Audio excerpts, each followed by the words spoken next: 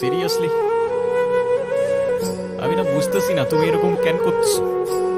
আচ্ছা তুমি আমাকে বলো, বিএসসির জন্য আমার কানাডাতে স্কলারশিপ সহ সবকিছু রেডি ছিল। তুমি বললে এখন গেলে নাকি আমি তোমাকে হারাবো, তোমাকে অন্য কোনো ছেলের সাথে বিয়ে দিয়ে দিবে। ওকে ফাইন, আমি সবকিছু ক্যান্সেল করলাম। তারপর তুমি বললা তোমার বাবা বলছে যে বেকার কোনো ছেলের সাথে বিয়ে দিবে না। আমি সবকিছু ছেড়ে আমার বাবার বিজনেসে বসা শুরু করলাম, যেটাই আমার এতটুকু ইন্টারেস্ট ছিল।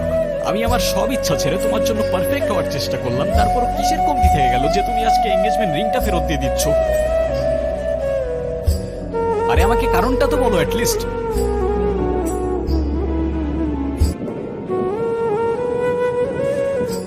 কোনো কারণ নেই। আমার মনে হচ্ছে না আমাদের একসাথে থাকাটা possible. That's it. That's it? Seriously তোমার মনে হচ্ছে না আমাদের একসাথে থাকাটা পসিবল? What about me? আমার কি মনে হচ্ছে সেটার কোনো ভ্যালু নাই? আমার সাইডটা কে দেখবে রুহি?